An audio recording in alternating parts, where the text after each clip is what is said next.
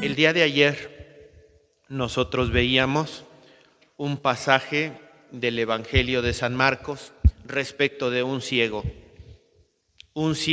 que quiere recuperar la vista y Jesús le da la salud paulatinamente. Yo les decía, así también es nuestro conocimiento de Jesús. A veces tenemos un primer encuentro, tenemos un retiro, tenemos una experiencia de Dios o nos concede un milagro, pero eso solo es el inicio. No significa que ya sepamos todo de Dios. A veces somos como el ciego. En un primer contacto con Cristo empezamos a ver como árboles que se mueven. En un segundo contacto con Cristo ya vamos viendo con mayor claridad. Y en otro contacto con Cristo ya podemos ver que son personas. Y así hasta que podamos verlos y apreciarlos como lo que verdaderamente son, como hijos de Dios. Entonces el conocimiento y la experiencia de Dios, sobre todo en cuestiones de fe, es algo que se va desenvolviendo paulatinamente.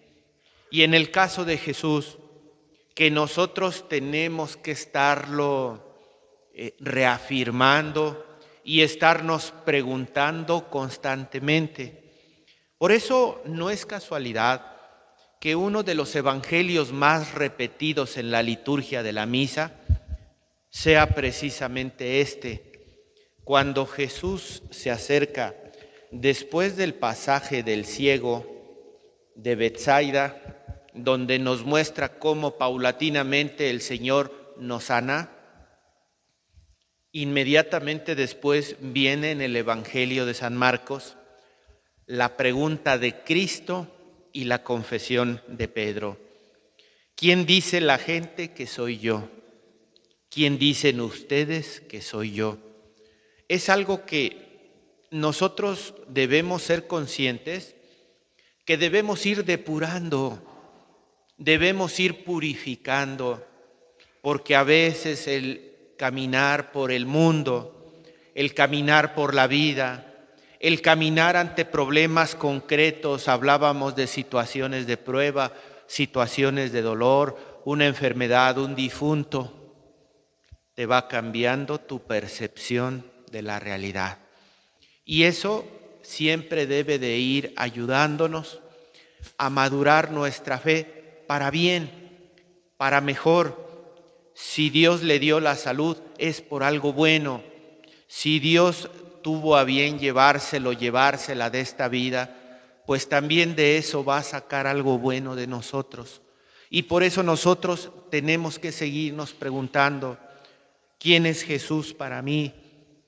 En vida de oración, en una relación íntima con el Señor, en la celebración de la Santa Misa, en las visitas al Santísimo, en las visitas al Sagrario, en las visitas a los enfermos, en el acompañamiento a las personas que ya perdieron un ser querido. ¿Quién digo yo que es Jesús para mí? ¿Quién dice nuestra comunidad que es Jesús para nosotros? Y es una percepción que se debe de ir madurando. Yo creo que con eso que nos quede grabado es suficiente. Mi percepción de Dios no puede ser estática. No puede ser como cuando nos enseñan en la primaria 2 por 2 son 4 y ya no se mueve porque siempre, toda la vida, 2 por 2 van a ser 4. Cuando nosotros aprendemos de Dios en el catecismo, pues nos viene una imagen de Dios que luego se va a ir purificando cuando lo conozcamos en el sacramento de la confirmación, cuando vamos creciendo, cuando traemos a nuestros hijos a celebrar la Eucaristía, cuando acompañamos a otras personas a que reciban sus sacramentos. Por eso, yo sigo insistiendo, conocer a Cristo implica necesariamente tener un encuentro con Él. Implica necesariamente la experiencia de un contacto físico que hemos estado mencionando. Implica necesariamente caminar con Él para madurar nuestra fe. Implica necesariamente reconocerle en la fracción del pan. ¿Y por qué es importante hablar de la fracción del pan? Porque tenemos el ejemplo de los discípulos de Emaús, que ellos desalentados se retiraban de Jerusalén y caminando se les acerca Jesús resucitado. Qué importante es caminar en nuestra vida con el resucitado. Qué importante es dialogar con Él. Qué importante es que el resucitado nos explique las Escrituras. Qué importante es que al resucitado lo dejemos entrar en nuestra casa, con lo que tú tengas en casa. Si tienes problemas, si tienes un enfermo, si tienes un difunto, tú deja entrar al resucitado para que una vez que te explique las Escrituras, tú lo puedas reconocer al partir el pan. Yo agregaría a este evangelio que cuando Jesús le pregunta a sus discípulos, nos pregunta a nosotros, ¿quién dices tú que es Jesús? Pero que nosotros no nos conformemos con decirle de palabra quién es para nosotros, sino yo más bien subrayaría lo que nosotros le podemos decir con nuestras propias obras, lo que nosotros le podemos decir con nuestra propia vida, lo que nosotros le podemos decir con nuestro propio comportamiento. Yo creo de verdad que si bien la Iglesia nos enseña a responder con una profesión de fe, nos enseña todavía más aún a que sea nuestra vida la que nos manifieste con nuestro comportamiento, con nuestros actos, quién es Jesús. Normalmente los discípulos interrogan a Jesús. Ahora es Jesús quien nos interroga a nosotros. A veces le preguntamos tantas cosas a Dios y Dios nos sigue haciendo la misma pregunta. ¿Quién dices tú que es el Hijo del Hombre? Pero ¿quién dices tú que es Jesús? Con tu forma de vivir. Y ahí tenemos la oportunidad de dar una respuesta según la carne o dar una respuesta según la gracia. Según la carne, pues dicen que Jesús es quien hace milagros, pues dicen que Jesús es quien multiplica los panes, pues dicen que Jesús es quien nos lleva al cielo. Esa es una respuesta según la carne. La respuesta según la gracia debe de brotar de nuestra forma de vivir la fe, debe de brotar de esa relación personal e íntima con el Señor, de una vida de oración, de una vida sacramental. Una respuesta que no proviene según los ojos del mundo, porque el mundo quisiera que Dios y la Iglesia fueran de tal o cual manera, pero no somos nosotros quien definimos cómo debe ser Dios. Es Dios quien al manifestarse a nosotros nos indica de qué manera nosotros debemos comprender al Señor. Por eso, insisto, hermanos, hermanas, nuestra comprensión de Dios necesariamente debe de venir de una relación personal con Él. Nuestra comprensión con Dios debe de venir de la lectura de las Escrituras, porque si no nos atrevemos a leer la Biblia, ¿cómo vamos a conocer a Dios?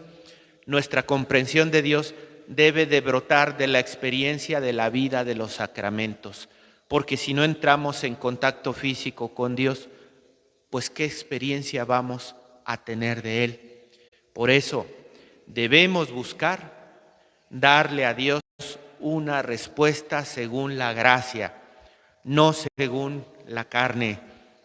Y pidámosle al Señor que nos ayude a depurar constantemente nuestra comprensión de Jesucristo y comprender cuál es la forma de que Él ha dispuesto para ser Dios. Porque nos dice en el mismo Evangelio, era necesario que el Hijo del Hombre padeciera mucho, que fuera rechazado por los ancianos, por los sumos sacerdotes, por los escribas, que fuera entregado a la muerte. A veces, para nuestra concepción humana, no alcanzamos a comprender por qué Dios quiere ser Dios de esa manera. Pero Él es el que lo define. No somos nosotros los que definimos cómo debe de ser Dios. Es Dios quien dice cómo ha dispuesto ser Dios en medio de la humanidad. Y finalmente, la radicalidad de su obra. Pedro intenta disuadirlo. Esto no te puede pasar a ti, Señor. ¿Y qué hace Jesús ante cualquier persona que intente disuadirlo del plan establecido por su Padre? Lo rechaza. Todo aquel que quiera apartarte del plan establecido por el Señor tiene que ser rechazado. Así sea la persona más cercana a tu vida. Díganme si no, ¿qué representa Pedro dentro del grupo de los 12?